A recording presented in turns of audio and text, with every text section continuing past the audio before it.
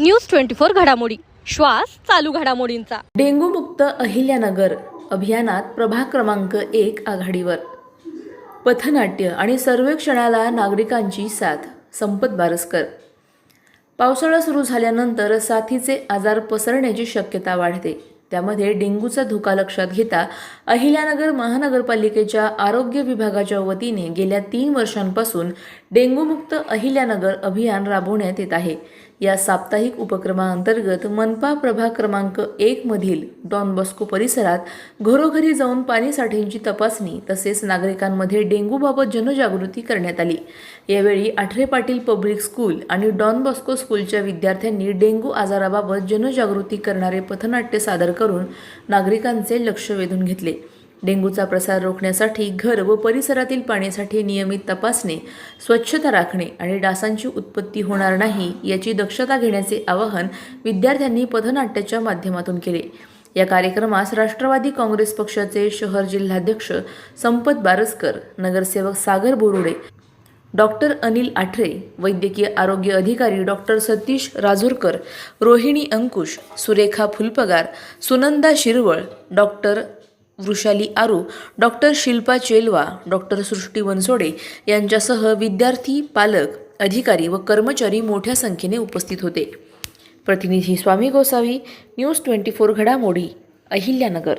आपल्या अहिल्यानगर महानगरपालिकेतर्फे डेंग्यू मुक्त अभियान प्रभाग क्रमांक 1 मध्ये राबवण्यास सुरुवात करण्यात आलेली आहे।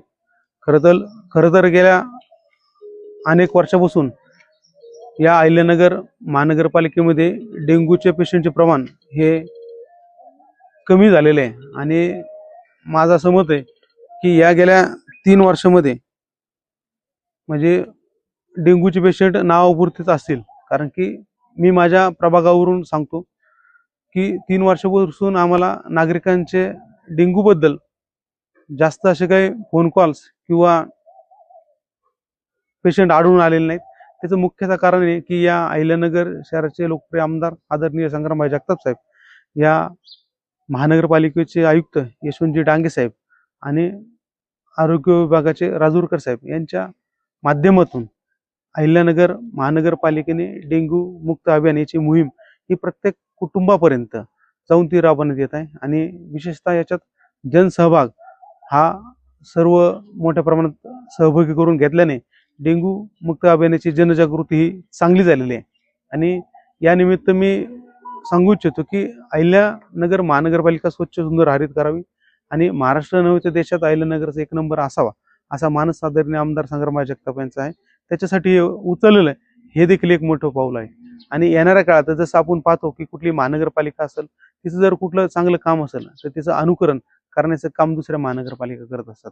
तर या डेंग्यू मुक्त अभियान हे कशा प्रकारे राबवलं जावं, याचं अनुकरण कसं करावं याची जर माहिती घ्यायची ठरलं तर अहिल्यानगर महानगरपालिकेचा डेंग्यू मुक्त अभियान याच्याकडे महाराष्ट्राचं लक्ष गेलं पाहिजे। अशा प्रकारचं काम या आरोग्य विभागाच्या माध्यमातून व्हावं अशी मी अपेक्षा करतो आणि निश्चितच त्या दृष्टिकोनातून हे पाऊल आहे त्याबद्दल मी या सर्व प्रशासकीय अधिकाऱ्यांना देखील मी शुभेच्छा देतो। शेवटी या प्रशासनात किंवा राजकारणात समाजकारणात काम करत असताना जे चांगलं काम करतं, जे विभागाचं चांगलं काम होतं किंवा ज्या भागाचं काम चांगलं होतं त्या भागाचं कौतुक देखील किंवा त्याचे अभिमान देखील आपल्याला असायला पाहिजे। आणि एक शेवटी आपण अहिल्यानगरचे लोकप्रतिनिधी आहोतच, पण एक नागरिक म्हणून देखील आपली देखील जबाबदारी की या अभियानाला आपण प्रत्येक कुटुंबापर्यंत घेऊन जाणं गरजेचं आहे।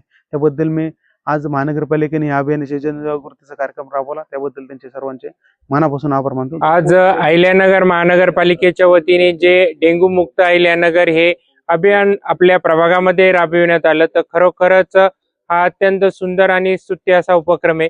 आपण पाहत होतो की इथून मागे डेंग्यूच्या आजारामुळे अनेक जणांचे प्राण गेलेले आहेत आणि इथून मागेही डेंग्यूचं थैमान खूप प्रचंड प्रमाणात असायचं। त्याच्यामुळे अनेकांची वृत्तहानी तर व्हायचीच, प्राणहानीही व्हायची। परंतु 3 वर्षापासून अहिल्यानगर शहराचे कार्यसम्राट आमदार संग्रामभाई यांच्या माध्यमातून असेल किंवा डांगे साहेबांच्या माध्यमातून असेल किंवा राजूरकर सरांच्या माध्यमातून असेल, आरोग्य विभागाच्या वतीने डेंग्यू मुक्त अहिल्यानगर हे अभियान राबवलं गेलं आणि सर्व नागरिकांमध्ये जनजागृती करण्यात आली की आपण घराच्या आजूबाजूला पाणी साठवू नये किंवा फुटक्या कुंड्या असतील, टायर याच्यामध्ये पाणी साठलं नाही पाहिजे, जेणेकरून डेंग्यूचे डास हे स्वच्छ पाण्यावरच वाढतात आणि त्याच्यामुळे प्लेटलेट कमी होतात. नागरिकांना कोणते कोणते लक्षणं येतं, डोकेदुखी, ताप असेल, अंगावर पुरळ असेल, नाकाद्वारे लघवीद्वारे रक्त येणं असेल, सांधेदुखी अशा लक्षणाबाबत जनजागृती करण्यात आली आणि यामुळे नागरिकात पूर्णपणे जनजागृती होऊन अनेक ठिकाणी लोक स्वतःहून फवारणी करून घेतात. दूर फवारणी, ॲबेट फवारणी झाल्यामुळे मागच्या 2 वर्षात जसं संपतदादांनी सांगितलं की प्रभागामध्ये डेंग्यूचे रुग्ण खूपच कमी झालेले आहेत आणि असेच आरोग्य विभागाच्या वतीने चांगले चांगले उपक्रम राबवेत अशी माझ्या वतीने, संपतदादांच्या वतीने आणि अहिल्यानगर शहराचे कार्यसम्राट आमदार संग्रामभाई यांच्या वतीने आम्ही सर्व आरोग्य विभागाला विनंती करतो आणि त्यांच्या कार्यास शुभेच्छा देतो.